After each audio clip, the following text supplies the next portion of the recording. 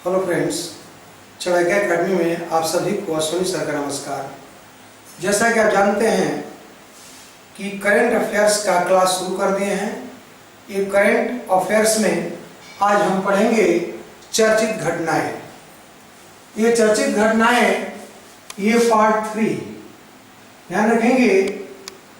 ये हम आज पढ़ने जा रहे हैं भाग 3। ये तीसरा करंट है, तो पार्ट 3 के अंदर पढ़ेंगे हम ऑपरेशन कायला म्यूलर क्या है। ऑपरेशन कायला म्यूलर क्या है। ध्यान रखेंगे कि Islamic state IS Islamic state के प्रमुख Abu Bakr al Baghdadi,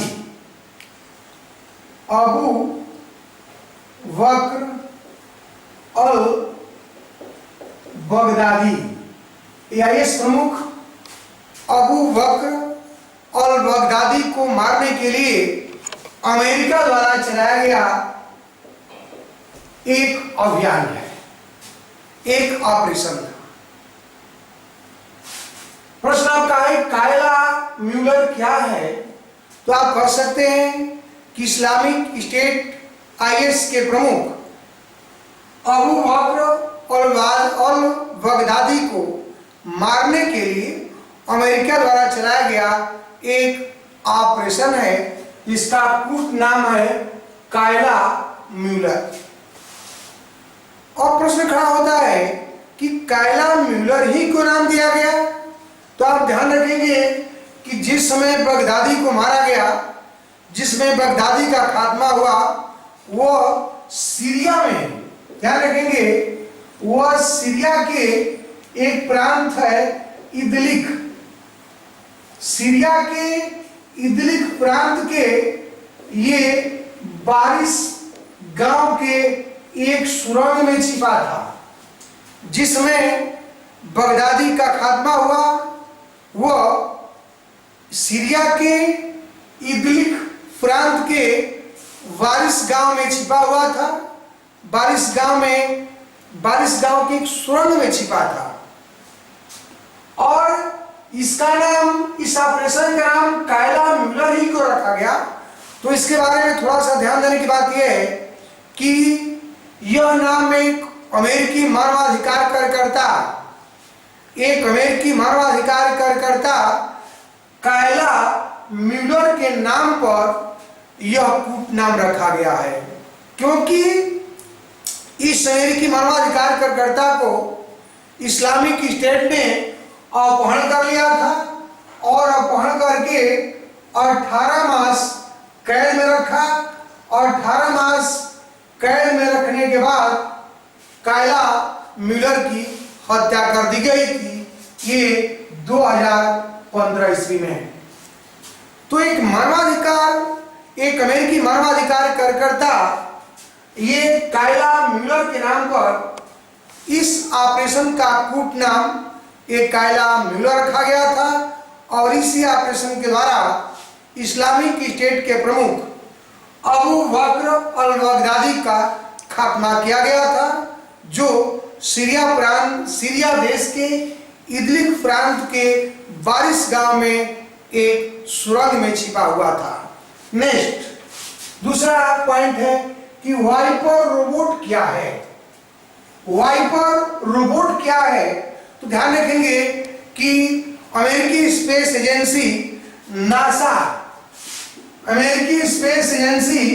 NASA ने ये चंद्रमा के दक्षिणी ध्रुव पर पानी, अमेरिकी स्पेस एजेंसी नासा ने चंद्रमा के दक्षिणी ध्रुव पर पानी की खोज करने के लिए इस रोबोट को भेजने की घोषणा की है।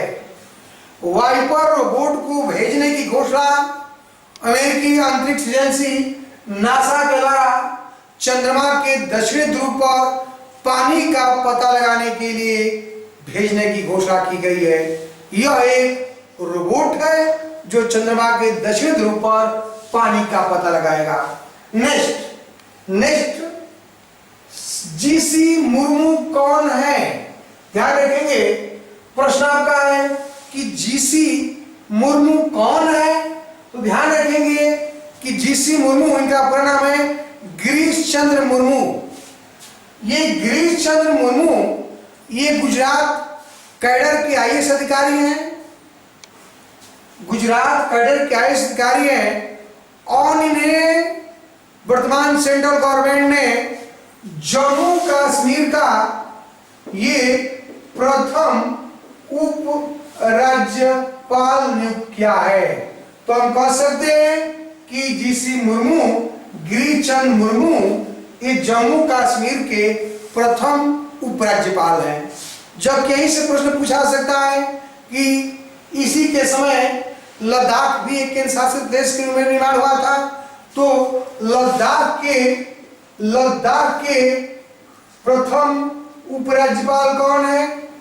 ये प्रश्न भी पूछा जा सकता है कि लद्दाख जो केंद्र शासित प्रदेश बना, तो लद्दाख केंद्र शासित देश के प्रथम उपराज्यपाल कौन है? तो है आर.के. माथुर। जम्मू कश्मीर के प्रथम उपराज्यपाल गिरीश चंद्र मुर्मू है, तो लद्दाख के प्रथम उपराज्यपाल आर.के. माथुर है। नेक्स्ट पॉइंट है कि भाषण 4 द्वीप क्यों चर्चा में रहा? भाषण ये 4 द्वीप क्यों चर्चा में रहा? तो ध्यान रखेंगे कि भाषण 4 द्वीप जो है ये दक्षिण पूर्वी बांग्लादेश, ये दक्षिण पूर्वी ये बांग्लादेश के हटिया द्वीप, ध्यान रखेंगे कि बांग्लादेश में ये हटिया द्वीप से 30 किलोमीटर दूर एक निर्जन द्वीप है जिसका नाम भाषण द्वीप है। फिर से देख लेंगे कि दक्षिण पूर्वी बांग्लादेश के हटिया द्वीप से 30 किलोमीटर दूर स्थित भाषण 4 द्वीप एक निर्जन द्वीप है।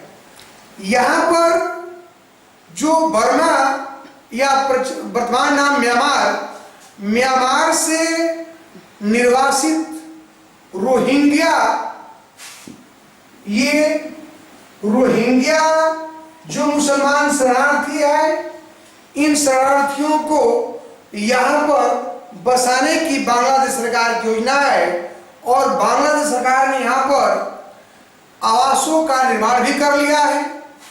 बांग्लादेश सरकार ने इस भाषण 4 द्वीप पर 1 लाख लोगों को बसाने के लिए आवास बना लिया है, और ये संभावना है कि म्यांमार से निर्वासित या निकाले गए जो रोहिंग्या मुसलमान शरणार्थी है, उन्होंने इस द्वीप पर बसने की इच्छा व्यक्त की है, इसलिए ये भाषण 4 द्वीप चर्चा में रहा। नेक्स्ट, सुरंगा बावड़ी क्या है? ध्यान रखेंगे कि सुरंगा बावड़ी ये कर्नाटक के बीजापुर में स्थित ये सुरंगा बावड़ी है। इस सुरंगा बावड़ी को एक न्यूयॉर्क की एक गैर सरकारी संगठन ने 2020 के ये विश्व निगरानी सूची, ध्यान रखेंगे कि न्यूयॉर्क के एक गैर सरकारी संगठन ने 2020 के विश्व स्मारकों के निगरानी सूची में रखने का निर्णय किया है या शामिल किया है, जिसका निर्माण, इस सुरंगा बावड़ी का निर्माण कर्नाटक बीजापुर में ये 16वीं सदी में यहाँ के शासक आदिल शाह ने किया था। तो आप कर सकते हैं सुरंगा बावड़ी क्या है। तो सुरंगा बावड़ी कर्नाटक के बीजापुर में स्थित ये 16वीं सदी में निर्मित आदिल शाह द्वारा निर्मित यह एक सुरंगा बावड़ी है, जिसे न्यूयॉर्क के एक गैर सरकारी संगठन ने 2020 की विश्व स्मारकों की निगरानी सूची में शामिल करने का निर्णय लिया है। यह है आपका सुरंगा बावड़ी। नेक्स्ट, हिम विजय का आयोजन कहाँ हुआ? हिम विजय का आयोजन कहाँ हुआ था? इस पर थोड़ा ध्यान देंगे कि अरुणाचल प्रदेश भारतीय सेना के द्वारा अरुणाचल प्रदेश में सबसे बड़ा ये पहाड़ी युद्धाभ्यास रहा।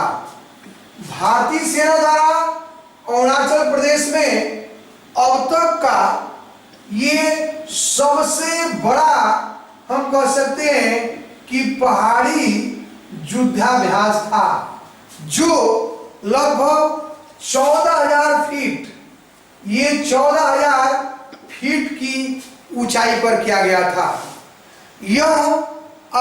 ये हिम विजय जो भारतीय सैनिकों के द्वारा किया गया युद्धाभ्यास था, ये 14,000 फुट की ऊंचाई पर यह संपन्न हुआ था।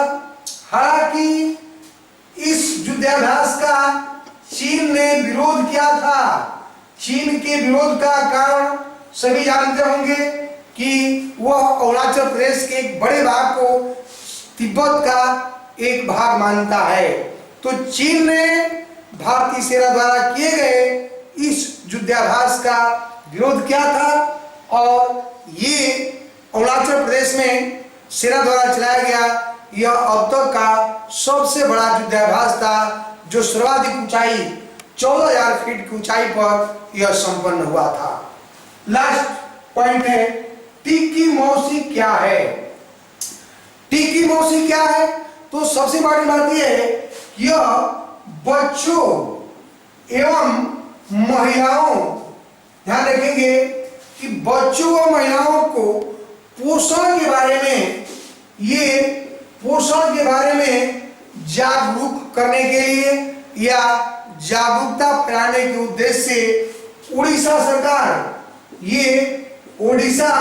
सरकार तथा यूनिसेफ के द्वारा चलाया गया यूनिसेफ अंतर्राष्ट्रीय संगठन, हम कह सकते हैं कि टिक्की मौसी क्या है? तो कह सकते हैं कि बच्चों और महिलाओं के पोषण के बारे में जागरूकता फैलाने के उद्देश्य से उड़ीसा सरकार और यूनिसेफ के सहयोग से भुवनेश्वर में टिक्की मौसी नामक शुभंकर का अनावरण हुआ था। एक बच्चे की दूसरी मां के संदर्भ में इस शुभंकर को टिक्की मौसी नाम दिया गया। एक बच्चे की दूसरी मां के संदर्भ में शुभंकर को टिक्की मौसी नाम दिया गया था और यह उड़ीसा सरकार और यूनिसेफ के सहयोग से भुवनेश्वर में इस टिक्की मौसी नामक शुभंकर का अनावरण किया गया था। उद्देश्य जानते हैं कि बच्चों और महिलाओं के पोषण के बारे में जागरूकता फैलाना। अब जानते हैं कि उड़ीसा में ये बाल विवाह, उड़ीसा में जो बाल विवाह ये 23.1% है। बाल विवाह उड़ीसा में 23.1% है, जबकि भारत के संदर्भ में देखेंगे तो भारत के संदर्भ में यह 26.8% है। इसलिए उड़ीसा सरकार ने ये 2030 तक बाल विवाह को समाप्त करने का लक्ष्य रखा है। अभी जानते हैं कि भारत में बॉक्साइट का सबसे बड़ा उत्पादक उड़ीसा है। तो उड़ीसा सरकार ने इस कार्यक्रम के माध्यम से 2030 तक अपने यहाँ बाल विवाह को समाप्त करने की एक लक्ष्य रखा है और इस टीकी मौसी शुभारंभ का उद्देश्य है बच्चों और महिलाओं के पोषण के प्रति जागरूक करना। इसी के साथ मैं इस वीडियो को समाप्त करता हूं। नेक्स्ट वीडियो फिर हम मिलेंगे, तब तक के लिए धन्यवाद।